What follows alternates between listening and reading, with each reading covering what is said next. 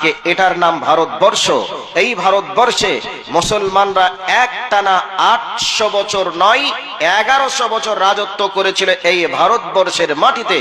1100 বছর রাজত্ব করার পরে এই ভারতবর্ষ থেকে মুসলমানদের কাছ থেকে রাজত্ব ছিনিয়ে নিয়েছিল ইংরেজরা। ইংরেজরা 200 বছর শাসন করার পরে এই ভারতবর্ষের দায়িত্ব হাতে এসেছে দাদাদের হাতে। ওই দাদারা এখন ক্ষমতায় বসেছে কত বছর? মোটামুটি ধরে নেন 60 থেকে 70 বছর। এই 60 থেকে 70 বছর ক্ষমতায় এসে মুসলমানদের উপরে যে নির্যাতন চালিয়েছে, যেভাবে আজও চালাচ্ছে, এভাবে ভারতবর্ষের মাটি থেকে যদি কিয়ামত পর্যন্ত নির্যাতন চালায়, এরপরেও ভারতবর্ষের মাটি থেকে তারা মুসলমানদেরকে বিদায় করতে পারেনি ইংরেজরাও, এরাও পারবে না, পারছে না, কিয়ামত পর্যন্ত পারবে না। একথাই ছিল সত্য কথা। সম্মানিত উপস্থিতি, আমি একটা পয়েন্ট দিয়ে মেন পয়েন্টের দিকে যাব।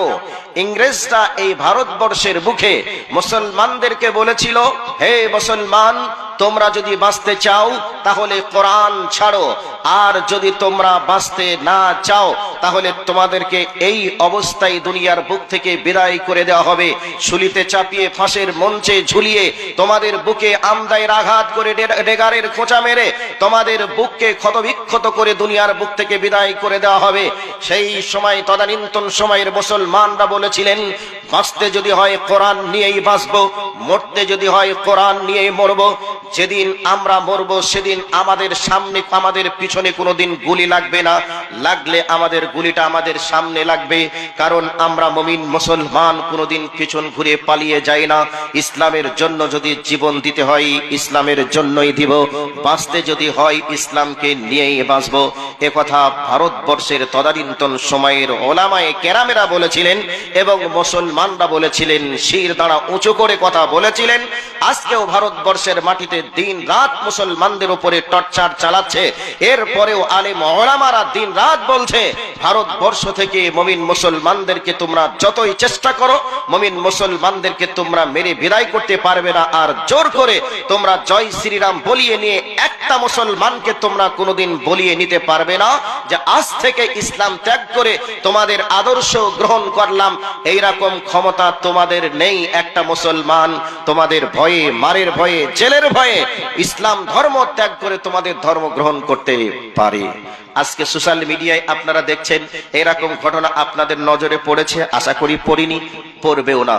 তারপরে এই ভারতবর্ষের মাটিতে মুসলমানদেরকে ইংরেজরা বলেছিল যে তোমরা যদি এই ভারতবর্ষেই একটা কাঁচা মসজিদ বানাও তাহলে তোমাদেরকে ট্যাক্স দিতে হবে 25 পয়সা। তারপরে যদি ওই মসজিদটাকে পাকা তৈরি করো তাহলে ওই পাকা মসজিদের ট্যাক্স তোমাদেরকে মাসে ট্যাক্স দিতে হবে 1 টাকা। 1 টাকা ট্যাক্স দিলে সেই সময় কয়েক কিলো, প্রায় 35 থেকে 40 কিলো চাউল হতো। আর ওই সময় চালের এত খাদ্যের অভাব ছিল। এরপরেও মুসলমানরা বলেছিলেন যে আমরা ট্যাক্স দিয়ে হলেও আমরা মসজিদ তৈরি করব, আর ওই মসজিদে আমরা সালাত আদায় করব। এরপরেও আমরা মসজিদ থেকে দূরে যাব না, আমরা মসজিদ থেকে বঞ্চিত হব না। এরপরে বলা হয়েছিল তোমাদের মুখে যদি দাড়ি রাখতে হয় তোমাদেরকে ট্যাক্স দিয়ে দাড়ি রাখতে হবে। এরপরেও তোমাদেরকে দাড়ি রাখতে আমরা দেব না যদি ট্যাক্স না দাও। মুমিন মুসলমানরা বলেছিলেন রসুলের সুন্নাত রাখার জন্য প্রয়োজন হলে ট্যাক্স দিয়েই আমরা রসুলের সুন্নতকে মুখে রাখবো। আপনার ভারত স্বাধীনতা সংগ্রামে মুসলমানদের অবদান সম্পর্কে যদি বই পুস্তকগুলি একটু পড়াশোনা করেন তাহলে বুঝতে পারবেন ওই সময় ইংরেজরা মুসলমানদের উপরে কত রকমের টর্চার করেছিল। এরপরেও মুসলমানরা 200 বছর রাজত্ব করে ভারতবর্ষ থেকে মুসলমানদেরকে বিদায় করতে পারিনি। আর বর্তমান সময়ে তোমরা কয়েক বছর রাজত্ব করে দিনরাত মুসলমানদেরকে বিপদে ফেলার জন্য বিভিন্ন সময় বিভিন্ন রকমের তোমরা আইন পাশ করে মুমিন মুসলমানদেরকে বিপদে ফেলার চেষ্টা করো। তবে তোমরা শুনে রেখে দাও, হাজার রকমের চেষ্টা করে মুমিন মুসলমানদেরকে বিপদে ফেলতে তোমরা পারবে না। এবার আমি আপনাদেরকে বলছি, তারা বিপদে ফেললেও সাময়িক কষ্ট দিতে পারে, মুমিন মুসলমানদেরকে চিরতরে বিদায় করার সুযোগ তাদের থাকবে না। সম্মানিত উপস্থিতি, আমি এখান থেকে এই বক্তব্যটাকে সাইড করে এবার আমি একটা একটা করে ইতিহাসের দিকে আগিয়ে যাব। কোন ইতিহাস বলবো? এই পৃথিবীর বুকে নবী মুহাম্মদুর রাসূলুল্লাহ সাল্লাল্লাহু আলাইহি ওয়াসাল্লাম যতদিন পর্যন্ত নবী না হয়েছে ততদিন পর্যন্ত তিনার নাম ছিল আল আমিন, সত্যবাদী, পর উপকারী। এই ধরনের নামে তিনাকে ডাকা হতো। এরপরে নবী মুহাম্মদুর রাসূলুল্লাহ সাল্লাল্লাহু আলাইহি ওয়াসাল্লাম যখন আল্লাহ পাকের পক্ষ থেকে নবীর দাওয়াত, নবীর ডিউটি পেলেন, দায়িত্ব পেলেন, মানুষজনের কাছে তৌহিদের দাওয়াত যখন শুরু করলেন, এই অবস্থায় মক্কার কুফারে কুরাইশরা নবীজির সূত্র হয়ে গেল। এমন সূত্র হয়ে গেল, নবীজির উপরে এমন অত্যাচার করলো যেই অত্যাচারের কথা ভাষাতে এবং কলমে লিখে প্রকাশ করা সম্ভব হবে না।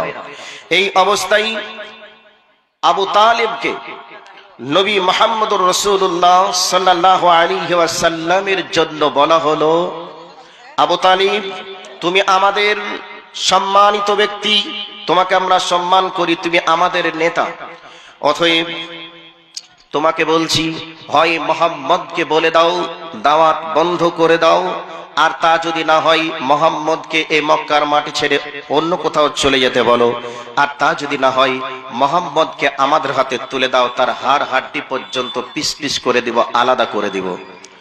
এরপরেও নবী মুহাম্মদুর রাসূলুল্লাহ সাল্লাল্লাহু আলাইহি ওয়াসাল্লামকে এই মক্কার মাটিতে দ্বীনের দাওয়াত দিতে দেব না। আবু তালিব জনগণের চাপে মাঝে মধ্যে বিরক্ত হয়ে নবীজিকে বলতেন, মুহাম্মদ, তোমার পরিণাম খুব একটা ভালো হবে না, তুমি কি এই ধর্ম থেকে সরে আসতে চাও না সরে আসতে চাও না? নবীজি বলেছিলেন না। আবু তালিব তেনাকে সাহস দিয়েছিলেন, পাশে ছিলেন। এরপরেও আপনাদেরকে একটা দৃষ্টান্ত স্বরূপ ঘটনা শোনাচ্ছি। আল্লাহর নবী সাল্লাল্লাহু আলাইহি ওয়াসাল্লাম এবং নবীজিকে সেই সময় যতজন মানুষ বিশ্বাস করে ঈমান এনেছিল তাদের অনেকে নবী সাল্লাল্লাহু আলাইহি ওয়াসাল্লামকে মক্কার মুশরিকরা বয়কট করলো, একঘরে করে দিল, জেলখানায় বন্দী করে দিল। একদিনের জন্য নয়, 3 বছরের জন্য। নবীজির অপরাধ কি ছিল? বাঁচাতে চেয়েছিলেন, পথহারা মানুষগুলিকে পথ দেখিয়ে জান্নাতে নিয়ে আসতে চেয়েছিলেন। এই অপরাধে নবীজি থেকে নিয়ে শুরু করে যারা ঈমান এনেছিল সকলকেই বয়কট করলো। কিভাবে? আজ থেকে যারা মুহাম্মদ থেকে নিয়ে শুরু করে মুহাম্মদের প্রতি যারা ঈমান এনেছে তাদের সঙ্গে আজ থেকে কোনো ক্রয় বিক্রয়, গল্প গুজব, লেনদেন চলবে না, বন্ধ। আজ থেকে মুহাম্মদ থেকে নিয়ে শুরু করে মুহাম্মদের প্রতি যারা ঈমান এনেছে তাদের সঙ্গে কারোর ছেলে মেয়ের বিবাহ দেওয়া চলবে না, আজ থেকে বন্ধ। নানান রকমের আইন পাশ করলো। করার পরে নবীজি এবং নবীজির সঙ্গে যারা ঈমান এনেছিলেন তাদেরকে সেবে আবি তালিব জেলখানার মধ্যে বন্দী করা হলো। এবার জেলখানার মাটিতে যাওয়ার সময় সাহাবায়ে কেরাম আলাইহিম আজমাইনদের কাছে কিছু খাদ্য সামগ্রী যা ছিল নিয়ে তারা জেলখানার মধ্যে অবস্থান করতে শুরু করলেন। এই করে করে জেলখানার মাটিতে অবস্থান করতে করতে তিনাদের কাছে যা খাদ্য খাবার ছিল, খাদ্য খাবারগুলি খেতে খেতে খেতে খেতে খাদ্য খাবারগুলি যখন শেষ হয়ে গেল, ফুরিয়ে গেল, এবার ক্রয় বিক্রয় বন্ধ হয়ে আছে। কোনো মানুষের সঙ্গে কোনো মানুষের গল্প গুজব, লেনদেন চলবে না। এই অবস্থায় কি করা যায়? কোনো খাবারের ব্যবস্থা নেই, কারোর কাছে যে কিছু কিনবো এরকম কোনো সুযোগও নেই। এই অবস্থাতে দূর থেকে যারা ব্যবসা করার জন্য আসতো তাদেরকে বলে দেওয়া হতো, খবরদার, জেলখানার মধ্যে যারা অবস্থান করছে তাদেরকে তোমরা কোনো রকমের ক্রয় বিক্রয় করবে না। এবার মাঝে মধ্যে যদি ক্রয় বিক্রয় হয়েও যেত, পরেক্ষণে খবর পেলে চড়া দামে বিক্রি করে দিত, যাতে করে জেলখানার মানুষেরা কিনে না খেতে পায়। তাদের উদ্দেশ্য ছিল এটাই, পেটের জ্বালা বড় জ্বালা, পেটের যন্ত্রণা বড় যন্ত্রণা। খোদা যখন লেগে যাবে মুহাম্মদের প্রতি তারা বিরক্ত হয়ে মুহাম্মদের ধর্ম ত্যাগ করে আমাদের বাপ দাদার ধর্মে ফিরে আসবে। এই ভাবনা চিন্তায় খাদ্যর একবারে সংকট ঘটিয়ে দিল। এই করে করে যাদের সঙ্গে যাদের আত্মীয়তা ছিল মাঝে মধ্যে হয়তো চুরি চুরি করে কিছু খাবার দিত। এই করে করে দিন যায় রাত আসে, রাত যায় দিন আসে, এই করে করে করে করে খাবার যখন আর পায় না, খাবার শেষ হয়ে গেল। এই অবস্থায় জেলখানার মধ্যে যে সমস্ত মুমিন মুসলমানরা আত্মগোপন করেছে, ওই মুমিন মুসলমানগুলি খাজুরের আটিগুলি চিবিয়ে চিবিয়ে খেতে শুরু করেছে। যখন খাজুরের আটিও শেষ হয়ে গেল, এবার ওই জেলখানার চতুর্দিকে যে সমস্ত খাজুরের গাছ ছিল, ওই খাজুর গাছের পাতাগুলি চিবিয়ে চিবিয়ে খেয়ে খেয়ে তারা ছাগলের মতো করে পায়খানা করতে শুরু করলো। কত নির্যাতন চলতে শুরু হলো। এই করে করে খাবার যখন শেষ হয়ে গেল, খাজুরের পাতা আটি যখন শেষ হয়ে গেল, এই অবস্থায় জেলখানাবাসীরা এমন করুণ সুরে কান্না করে, জেলখানার বাইরে থেকেও মানুষেরা শুনতে পেত। এটা সেই সেবে আবি তালেব জেলখানার মানুষের কণ্ঠের কান্নার আওয়াজ। এইভাবে দিন যায় রাত আসে, রাত যায় দিন আসে। এই করে করে বেশ যখন কিছুদিন পার হয়ে গেল, এই অবস্থায় মানুষজনের মনের ভিতরে একটু ভাবনা চিন্তা শুরু হলো। এক নয় দুই নয়, প্রায় 3 বছর হতে চলল। এরপরেও কোনো মানুষ তো মুহাম্মদের প্রতি বিরক্ত হয়ে রাতের অন্ধকারে কেউ তো পালিয়ে কোনোদিন আসলো না, এবং বিরক্ত হয়ে এক অপরকে কেউ যেন হত্যা করতে এ পর্যন্ত আসলো না। তাহলে কি করা যায়? এই অবস্থা যখন শুরু হয়ে গেল, এমন অবস্থা ঘটে গেল, চতুর্দিক থেকে চুরি চুরি করে যে খাবার দিবে, সেই খাবারের দরজাগুলিকে রাস্তাগুলিকে বন্ধ করে দিল। আর যখন কোনো খাবার আসলো না, পানিও আসলো না, জেলখানার ভিতরে অনেক মা আছে, ওই মায়ের গর্ভে সন্তান ছিল, গর্ভের সন্তানগুলি মায়ের পেটে যদি খাবার না থাকে, বাচ্চাগুলি এমনি এমনি নষ্ট হয়ে যাবে। আর যে সমস্ত মায়ের কোলে বাচ্চা ছিল, মায়ের পেটে যদি খাবার না থাকে, মায়ের বুকে কি করে দুধ আসবে? কোনোভাবেই খাবার পাবে না। বাচ্চারা মায়ের স্তরের দুধ না পান করতে পেরে এমন কান্না করতো, মানুষজন তো বুঝতো এটা জেলখানার মানুষের কান্নার আওয়াজ। একদিন দুই দিন করতে করতে কান্না করতে করতে বিরক্ত হয়ে নিশ্চয় একদিন মুহাম্মদের ধর্ম ত্যাগ করে আমাদের বাপ দাদার ধর্মে চলে আসবে। এইরকম সিচুয়েশন শুরু হয়ে গেল। আর এদিকে আর একটা ছোট্ট করে ঘটনা শুনিয়ে দিই, যার নাম আবু তালেব। আবু তালেবের একটা ছেলের নাম ছিল হযরতে আলী রাদিয়াল্লাহু তাআলা আনহু। হযরতে আলী এবং নবী মুহাম্মদুর রাসূলুল্লাহ সাল্লাল্লাহু আলাইহি ওয়াসাল্লামের জন্য আবু তালেব নিজেই বিছানা তৈরি করত। সন্ধ্যা রাত্রিতে কোন জায়গায় মোহাম্মদ ঘুমায় আর কোন জায়গায় আলী ঘুমায়, এটা মানুষ দেখবে, এই জন্য দুই বিছানা দুই জায়গায় করে দিত। এবার রাত যখন গভীর হয়ে যেত, তখন হযরতে আলীকে নবীজির বিছানায় দিত, আর নবীজিকে হযরতে আলীর বিছানাতে দিয়ে দিত। তার ধারণা যে কেউ যদি সূত্রতা করে, দূর থেকে যদি দেখে নেয় মোহাম্মদ কোন জায়গায় ঘুমায় আর আলী কোন জায়গায় ঘুমায়, তাহলে রাতের অন্ধকারে এসে আলী যে জায়গায় ঘুমাবে ওই জায়গায় তারা এসে রাতের অন্ধকারে আক্রমণ করবে, এই ভাবনা চিন্তা।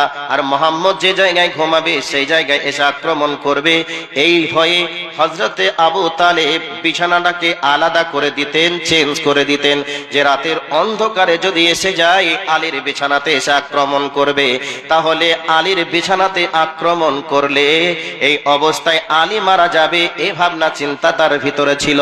কিন্তু ওই অবস্থায় বিছানাটাকে চেঞ্জ করে দিয়ে এটা তার ধারণা ছিল যে মুহাম্মদকে আক্রমণ করতে এসে যদি তারা আসে রাতের অন্ধকারে, আর কেউ যদি বলে দেয়, এই রকম গোপন সূত্রে যোগাযোগ করে যদি বলে দেয় আর কেউ যদি দেখে নেয়, তাহলে তারা দেখে নেয় আলী কোন জায়গায় ঘুমায় আর মুহাম্মদ কোন জায়গায় ঘুমায়, রাতে চেঞ্জ করে দিত। এই জন্য যাতে করে আলীকে আলীর জায়গায় ঘুমালে, আলীর জায়গায় আক্রমণ করলে কমপক্ষে মুহাম্মদ দুনিয়ার বুকে বেঁচে যাবে, আর আমার ছেলে আলী দুনিয়ার বুক থেকে বিদায় নিবে, আলীর জীবনের বিনিময়ে আমার ভাতিজা মুহাম্মদ বেঁচে থাকবে। এই রকম চিন্তা ভাবনায় সন্ধ্যায় এক বিছানায় আর রাতের অন্ধকারে আর এক বিছানায়, এই রকম ভাবনা চিন্তা করে করে করে করে হযরতে আবু তালেব আল্লাহর নবীকে এবং আলীকে 3টা বছর ধরে জেলখানার মধ্যে এইভাবে জীবন যাপন করিয়েছিলেন। আমার ভাই, আমার বন্ধুরাম, রাখে আল্লাহ, মারে কে? মারে আল্লাহ, রাখে কে? এই করে করে 3 বছর যখন হয়ে গেল, একজন ব্যক্তি আর রহিকুল মাকতুমের ভিতরে এসেছে। একজন ব্যক্তির মনের ভিতরে দয়া হলো, মায়া হলো, যার নাম হযরতে জুহাইর। ওই জুহাইর তখনও পর্যন্ত ইসলাম কবুল করেনি। ওই জুহাইর এবার মনে মনে ভাবলো, আহারে, এই মক্কার মানুষেরা এত অত্যাচার করছে, যারা মুহাম্মদের প্রতি ঈমান এনেছে, ওই মানুষগুলি তো কোনোদিন নারী নির্যাতনের কাজ করেনি, চুরিও করে না, ডাকাতিও করে না, ব্যভিচারও করে না, জুলুম অত্যাচারও করে না। এরপরে ওই লোকগুলির সঙ্গে এরকম দুর্ব্যবহার কেন করা হচ্ছে, কেন করা হবে? এই ভাবনা চিন্তায় তার মনের ভিতরে যেন একটা দ্বিধাদ্বন্দ্ব কাজ করতে লাগলো। এক পর্যায়ে বিশ্বনবী জনাবে মুহাম্মদুর রাসূলুল্লাহ সাল্লাল্লাহু আলাইহি ওয়াসাল্লামের ভালোবাসা তার অন্তরে জায়গা করে নিল। এবার জুহাইর তার নিকটের এক বন্ধুর কাছে গিয়ে বলছে, ও ভাই, তুমি শোনো, আজকে মক্কার মানুষেরা এই মানুষগুলোর সঙ্গে যেভাবে দুর্ব্যবহার করে, আমরা মানুষ হয়ে কেমন করে এগুলিকে মেনে নিতে পারি? জুহাইরের বন্ধু বলছে, ভাই, এত বড় শক্তির সামনে আমি কি করে কথা বলতে পারি? প্রচন্ড শক্তির অধিকারী যারা, তারাই তো মুহাম্মদ থেকে নিয়ে শুরু করে ঈমানদের বিরুদ্ধে আজকে তারা অবস্থান করেছে। তো আমরা এত বড় শক্তির সামনে কেমন করে দাঁড়িয়ে কথা বলতে পারি? এই অবস্থায় জুহাইরের বন্ধুটা বলছে, ভাই, এখানে তুমি একা নাও, আমি আছি তোমার সঙ্গে। এই করে করে এবার নিকটের বন্ধু এর বন্ধু ওর বন্ধু করে 9 জনের একটা টিম হয়ে গেল। 9 জনের একটা টিম হয়ে যাওয়ার পরে এক জায়গায় বসে আলোচনা করলো, শোনো, আগামীকাল কাবাতে যাব, আর কাবাতে যাওয়ার পরে আমরা দামি পোশাক পরবো, দামি আতর মাগবো। আর এই অবস্থায় আমি জুহাইর মক্কার ভিতর, কাবা শরীফের ভিতরে আমি এই কথা তুলবো, আর তোমরা সবাই যেন আমার কথাকে সাপোর্ট করবে। এই অবস্থা যখন শুরু হয়ে যাবে, বাদ প্রতিবাদ হবে, তোমরা আমরা আমার পক্ষে সকলে তোমরা যেন সমর্থন জানাবে। এবার জুহাইরের কথা মতো তারপরের দিন মক্কার মুশরিকদের সামনে এই অবস্থায় কাবার ভিতরে গিয়ে তওয়াফ করতে শুরু করার পরে দামি পোশাক, দামি পাগড়ি, দামি আতর মেখে দাম্ভিকতার সহিত কাবা চত্বরে যেন তওয়াফ করা কমপ্লিট হলো। এই অবস্থায় জুহাইর বলছে, ও মক্কার নেতারা, মক্কার জনগণেরা, তোমরা শোনো, আজকে 3টা বছর হয়ে গেল। 3 বছর পরে একটা মানুষও কি তোমাদের দেওয়া অত্যাচারে জর্জরিত হয়ে মুহাম্মদের ধর্ম ত্যাগ করে তোমাদের কাছে কেউ কি এসেছে? তো আসেনি। তাহলে 3টা বছর পরেও তারা কি আসবে বলে মনে হয়? তারা তো আসবে না। তবে মানুষ হয়ে মানুষের উপরে কেমন করে এই জুলুম অত্যাচার করতে পারো? অতএব এই জুলুম অত্যাচার আমি মেনে নিতে পারি না। এই অবস্থায় জুহাইরের সঙ্গে আরো 8 জন যারা ছিল, তারা 8 জন 8 জায়গা থেকে বলছে, আপনি মানুষ হিসাবে মানবিক একটা কথা বলেছেন, সত্য কথা। অতএব মানুষ হয়ে মানুষের উপরে এত অত্যাচার করে কি করে মেনে নেওয়া যায় নাকি? এবার আবু জাহেল বলতে শুরু করলো, বুঝতে পেরেছি, তোমরা এই 8 জন বা 9 জন অন্য কোন জায়গায় বসে আলোচনা করেছো, আর আলোচনা করে তোমরা এই জায়গায় এসে আইন পাস করছো। তবে এর পরিণাম খুব একটা ভালো হবে না। তোমরা কি জানো এর কি নাম প্রণাম হতে পারে?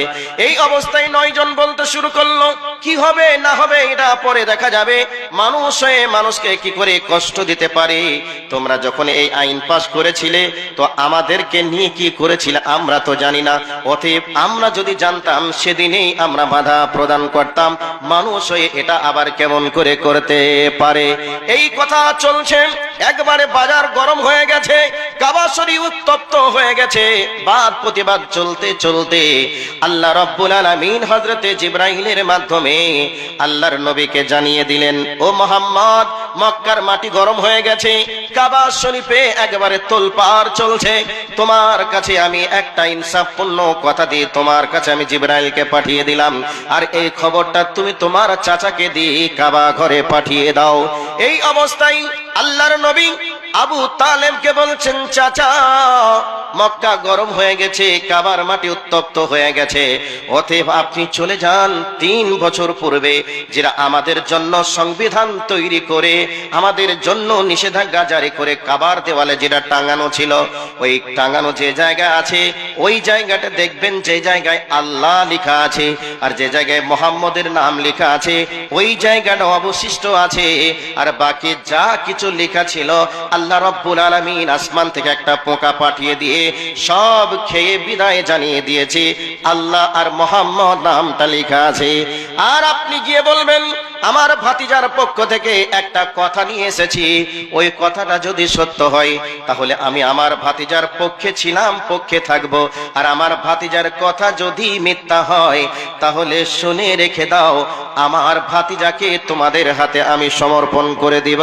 তোমরা মেরে দিবে, কেটে দিবে, টুকরা টুকরা করে দিবে, আমার কোনো দুঃখ থাকবে না। মক্কার মানুষজন বলতে শুরু করলাম, আবু তালিব তুমি দামি কথা বলেছ, তুমি কি প্রস্তাব পেশ করছো তুমি এবার বলে দাও। এই অবস্থায় আবু তালেব বলছেন 3 বছর হয়ে গেল, যারা মুহাম্মদকে বিশ্বাস করে তারা তো কাবাতে আসেনি, সবাই জেলখানার মাটিতে। অতএব আমার ভাতিজা মুহাম্মদ বলে দিয়েছে যে আসমান থেকে একটা পোকা এসে তোমাদের যে সংবিধান নিষেধাজ্ঞা জারি করা হয়েছিল ওটাকে আসমান থেকে একটা পোকা এসে সব খেয়ে বিদায় করে দিয়েছে, কিন্তু কেবলমাত্র আল্লাহ এবং মুহাম্মদ নাম লেখা আছে ওই জায়গাটা অবশিষ্ট আছে। যেটা লেখা আছে ওইটা তোমরা জনসম্মুখে একটু খুলে দেখাও, সেটা একবার জনগণ চোখে দেখুক। যদি জনগণ সচক্ষে দেখে মুহাম্মদের কথা সত্য আছে তাহলে মুহাম্মদকে আজ থেকে জেলখানার মাটি থেকে স্বাধীন করে দিতে হবে। আর যদি মুহাম্মদের দাবি সত্য না হয়, ভুল হয়, তাহলে মুহাম্মদকে আমাদের হাতে তুলে দিতে হবে। আমি তুলে দিব। এবার দেখো, এবার জনগণ বলে নিলাম সত্যি চমৎকার কথা, 3 বছর হয়ে গেল তারা তো কেউ আসেনি, আর এই জায়গাতে এসে সেটা কেটে টুকরা টুকরা করে দিবে, এটা তো করার সুযোগও কারো নেই। তো মুহাম্মদ 3 বছর পরে যে কথাটা বলেছে, কথা যদি সত্য হয় মুহাম্মদকে ছেড়ে দিতে হবে, আর যদি সত্য না হয় তাহলে মুহাম্মদকে আমাদের হাতে তুলে দিবে। খুব দামি কথা বলেছে। জনগণ চাতক পাখির মতো চেয়ে আছে। এবার কাবা শরীফের ভিতরে যখনই ওই সংবিধানটা নামানো হলো, সঙ্গে সঙ্গে নামানোর পরে মানুষ সচক্ষে দেখে নিল মুহাম্মদ যে কথা বলেছে কথা সত্য বলেছে।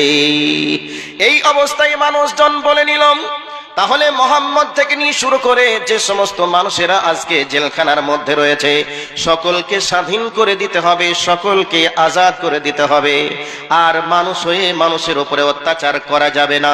তারপরে এবার স্বাধীন করে দিল। স্বাধীন করে দেওয়ার পরে মক্কার মানুষেরা যে মুহাম্মদকে এবার দিন প্রচার করতে দেবে এমনটা তো আর চলে না। এই অবস্থায় হিজরতের প্রেক্ষাপট এসেছে, অনেক লম্বা ঘটনা। এরপরে আপনাদেরকে আর একটা ঘটনা শুনিয়ে দিই, মেন প্রেক্ষাপটে যাব।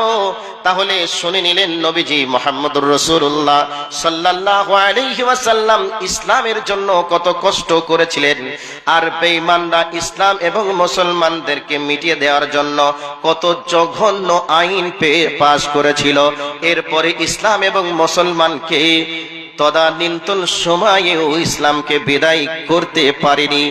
এবং আজ ভারতবর্ষের মাটিতে যত রকমের আইন পাস করছে সব আইন ইসলাম এবং মুসলমানের জন্য। যত আইন পাস করছে বিপদে ঘুরে তারাই পড়ছে। এই অবস্থায় মুসলমানদেরকে বিদায় করার কেউ নেই। মুসলমানদের সঙ্গে একজন আছেন, তিনি হলেন আল্লাহ। আর সেই আল্লাহর সাহায্য যদি এসে যায় পৃথিবীর কোনো শক্তি নেই যে মুসলমানদের ধ্বংস করতে পারে। জোরে বলুন লিল্লাহি তাকবীর।